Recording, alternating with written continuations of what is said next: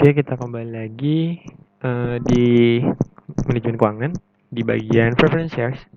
Nah, jadi dalam preference share itu udah sangat lumrah ya kemarin di pertemuan ke-6. Jadi kita tinggal mengulang doang. Nah, di sini ada rumus yaitu value preference share itu bisa dicari dari ini dividen ya, dividen preference share dibagi sama rate of return ya. Di mana rate of return itu sebenarnya bisa dicari dengan CAPM ya, itu juga bisa dicari atau bisa. Dan untuk misalkan kok yang lama itu pakai rumus biasa ya, tapi kok misalkan yang baru atau baru diterbitkan dan ada full tennis cost, maka nanti nyari rate-nya itu dari nih dividen per value per share dikurangi percentage cost. Nah, di mana ini KPS itu sama dengan rate of PS, jadi sama aja ya. Ini equal jadinya. Terus lanjut di common ordinary shares itu ada value common stock itu sama juga ya. Itu bisa dicari dengan nih dividen, pakai dividen grow model ya di GM. Kemarin Pak udah dijelasin di pertemuan ke-6. Itu value common stock itu bisa dicari dengan dividen pertama di tahun tersebut dibagi dengan rate of common stock dikurang G. Di mana G ini bisa dicari dengan nih ya. Ini rate B ini adalah return ratio dikali dengan ROE, atau bisa dicari dengan aritmatik atau geometri. Nah, geometri ini yang kedua biasanya dipakai ya. Nah, ini juga sama tadi, ini KCS atau dengan RCS itu sama aja, rate of return atau bisa dibilang rate dari common stock-nya. Nah, kalau nyari rate-nya berarti kita tinggal balikin di mana nanti ini G-nya itu nambah jadinya ya, naik ke atas kita. Ya, agak mudah lah ya. Oke, kita lanjut. Di CAPM itu CAPM sama aja kayak pertemuan kemarin ya. Rumusnya itu nyari risk free ditambah dengan beta dikali risk market dikurang risk free rate. Nah, ini akan menjadi namanya risk premium ya. Ini udah kemarin sih, udah di sebelum TS. Jadi tinggal ngulang-ngulang sedikit. Nah, kelemahan di game karena ECS itu dipengaruhi G, maka kita harus, ini kelemahannya ya, kelemahan tambahan tadi. Maka kita harus bisa menentukan berapa G yang tepat. Nah, itu kelemahan dari GM dari ini. Dan ini betanya itu bisa dicari dengan return dibagi berapa yang diinvest. Return atau rate-nya ya. Terus misalkan ini RFA itu pakai bond dan juga harus perhatikan rating. Nah, G itu kenapa? G itu adalah megang perusahaan. G itu bisa cari dengan arithmetic itu dengan repurchase atau pemegang perusahaan ya. Nah, kalau misalkan tidak membeli lagi itu geometrik ya. Jadi G itu bisa cari kalau misalkan sahamnya itu di repurchase. Tapi kalau geometrik itu kalau misalkan tidak balik lagi. Nah, terus dilihat itu pakai jangka panjang atau pendek. Gitu. Nah, kita lanjut. Ini untuk yang inti dari pertemuan sekarang itu adalah WACC. Nah, itu yang penting ya. Nah, WACC itu weighted average cost of capital. Itu dicari dengan rumusnya ini D itu adalah nilai utang interest bearing dibagi dengan value of capital structure dikali dengan K ini ya, KDD tadi YTM-nya ya, dikali dengan ini 1/T ini tadi rumus itu ya, cost of debt ya. Ini cost of debt, COD. Cost of debt. Nah, sini ada yang preference share tadi ya. Preference share dibagi value-nya dikali dengan ini rate-nya ya, ini rate. Sama juga CS, ini juga rate-nya juga ya. Nah, harus diingat bahwa common stock itu termasuk RE-nya ya. Terus penting ya. Nah, terus ini misalkan ada contoh soal ya. Ini misalkan ada notes payable itu 50.000, bunganya 6%, bonds pertama itu 100.000, 9%. Terus bond yang kedua itu 200.000, itu 12 tahun YTM-nya. 12%. Terus preference share dan common stock dan RE. Nah, ini PS-nya itu preference share-nya itu 300.000 dengan dividennya itu 10% ya. Dividen per share-nya dengan value persennya itu 290. Nah, sedangkan ini CS-nya common stock-nya itu 400.000 dengan ada berapa lembar ini, ada 100 lembar. Terus dividen pertamanya itu 10%, G-nya 10%, 10, G-nya itu 10%, harganya itu 120 per lembar. Nah, sedangkan R-nya. Nah, kalau kita totalin maka capital structure-nya itu 100 20. Nah, tidak ada penelitian baru teksnya itu 20%. Maka kita nyari dulu nih. Satu-satu. Dari KPS-nya atau rate-nya. Tadi rumusnya DPS dibagi PS. Maka tadi dividennya itu kan ini kan 10% ya. 10% preferensinya kan. Rumus biasa dikali dengan nilainya itu 300.000 dibagi value-nya itu 290. Maka dapatlah rate-nya itu atau KPS-nya itu 10,3%. Terus yang KCS-nya tadi pakai dividen growth model, itu dividen pertama kali dikepar di CS dengan VCS ditambah G. Nah tadi kan karena D-nya D0 ya, bukan D1, maka di sini 10 tambah pakai ini ya, ini rumusnya 1 plus G ya. Nah ini 1 plus G. Nah dibagi 220 ditambah 10%, maka dapatlah KCS-nya itu 15%. Nah kita lanjut. Nah oke, kita lanjut dengan yang WACC-nya. Maka kan udah dapat semua nih. Maka kita tinggal WACC-nya tinggal masukin tadi debt-nya itu 10 ya. 50 net payable-nya doang dibagi sama ini capital structure-nya itu V-nya. Terus dikali sama 6% dikali 1/20% tadi ya. Itu nyari YTM tadi. Terus ini 10% tadi kan preferensinya itu 100.000 ya. Nih. 100.000. 100.000 ya. Nah, 100.000 dibagi sama 220. Ini ya. Yang bond nanti dibagi juga sama dengan ininya dimasukin ya. Jadi ini DIP-nya itu dibagi satu-satu. Terus ini dapat 20% tambah dikurang 1/20. Nah, dapatlah. Nah, kita tinggal masukin doang sih sebenarnya dengan rumus ini. Tapi ini katanya DP ini termasuk nih, ini 3 ini ya. Nih. Nah, tadi kan udah tabat semua ya. V-nya ini tadi capital structure-nya. Capital structure. Nah, ini nanti diper dulu dikali dengan tadi yang dicari KCS dengan KPS, maka dapatlah ini WACC-nya itu 11,98%. Gitu. Nah, terus kita kembali ke ini ya, ke mind map karena udah di ini. Nah, terus tambahan untuk ini tadi kan aku udah jelasin yang bagian ini ya, bagian dalam bagian dalam ini.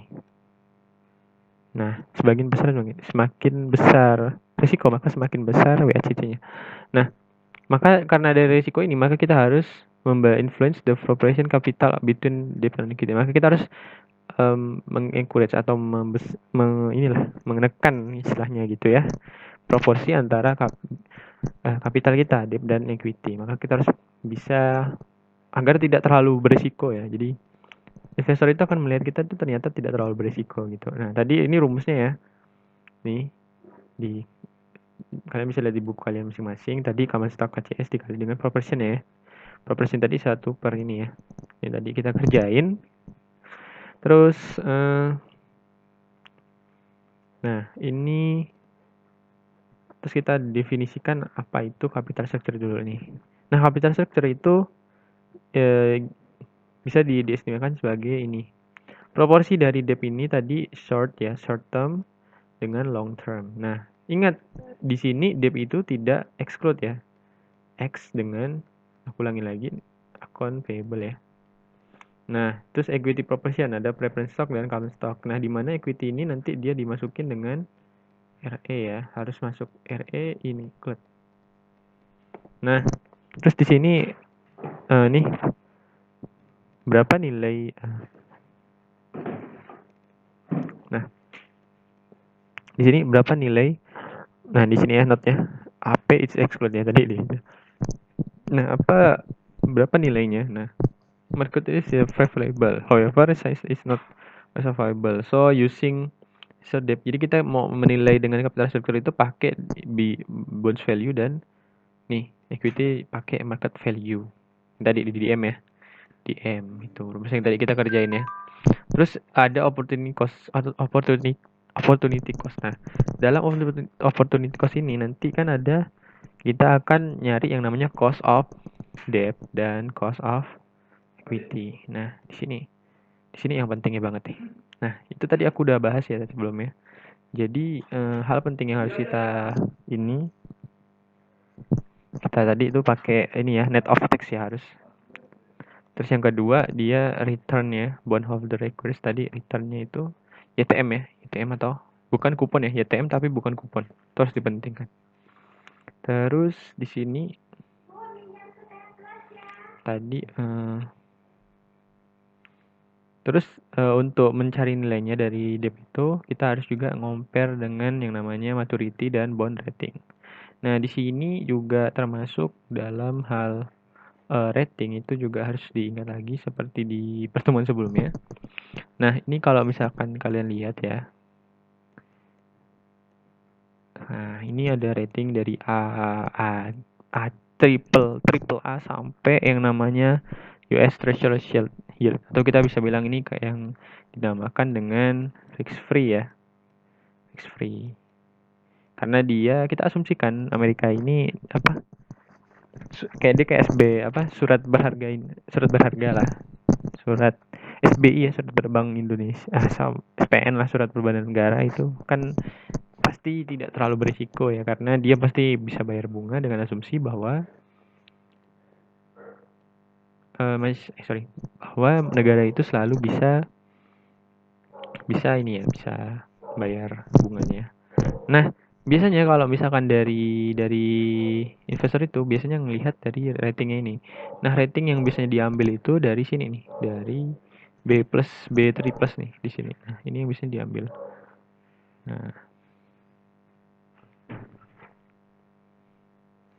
Nah, terus di sini juga ada yang bawah ini biasanya ratingnya itu yang jelek ya. Nah, juga ini ada per tahunnya, kalian bisa cek nanti di itu. Ada setahun, ada 2 tahun sampai 30 tahun. Nah, di sini ini batasnya ya, B+3. Nah, terus kita lanjut di sini. Nah, terus yang equity tadi kan kita ngomongin soal DPS, sekarang equity. Berapa sih cost of equity itu? Itu bisa dicari dengan return of return, di mana mereka itu investor itu ketika membayar purchase stock antara preferred atau common stock. Nah, itu yang dibutuhkan sama investor, itulah yang dicari. Nah, itu bisa dicari tadi seperti aku ulangi lagi ya, KPS itu kapitalnya tadi, preference itu adalah dividen per share dibagi dengan preference share.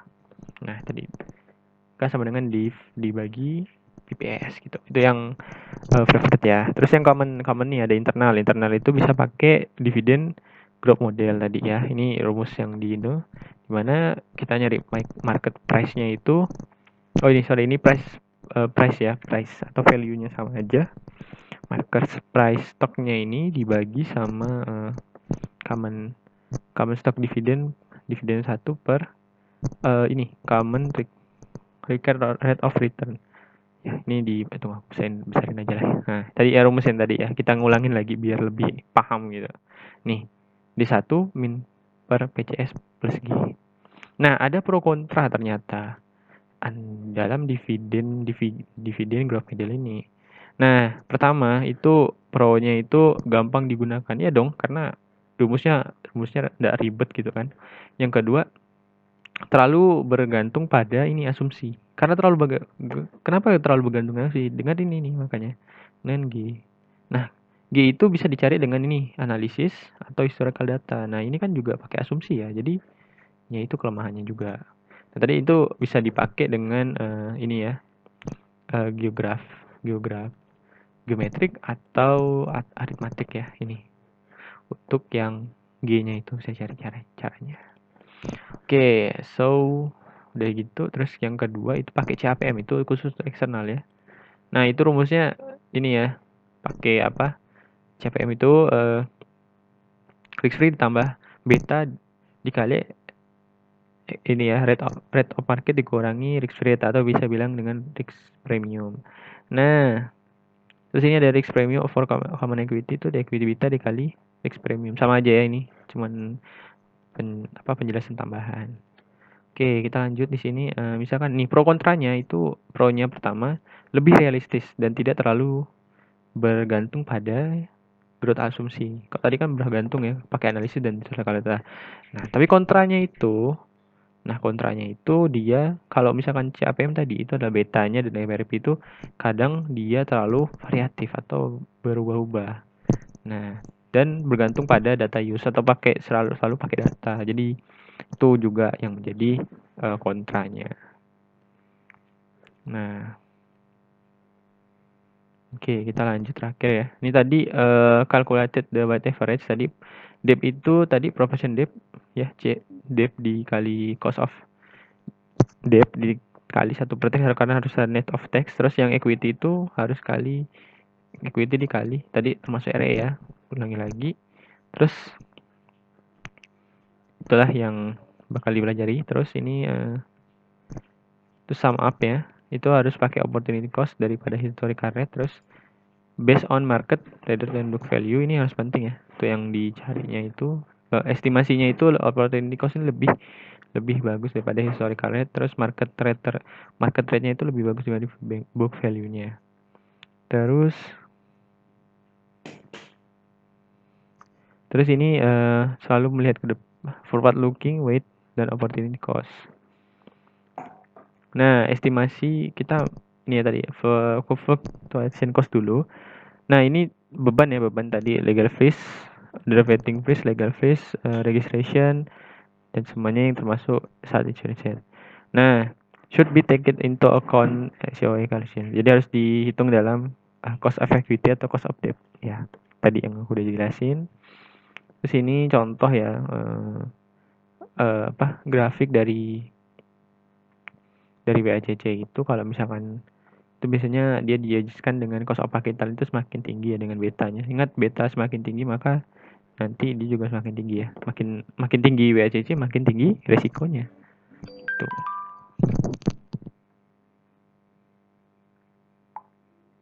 Nah, terus kita lanjut ya untuk yang isut dan itu dia ketika nanti diusut lagi maka nanti isut kemudian maka nanti pakai WACC dari bias investment decision yang lebih ke risky project. Nah, terus ini bagaimana kalau misalkan mereka itu tidak pakai multi WACC maka nanti akan susah men-trace atau mencari cost on investment dari financingnya itu. Terus menambah waktu dan biaya.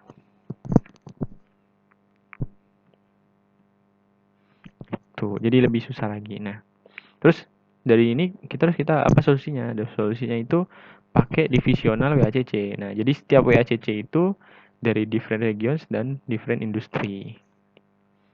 Nah, sekian dari aku. Semoga bisa dicerna lagi ya. Nah, terima kasih. Assalamualaikum warahmatullahi wabarakatuh.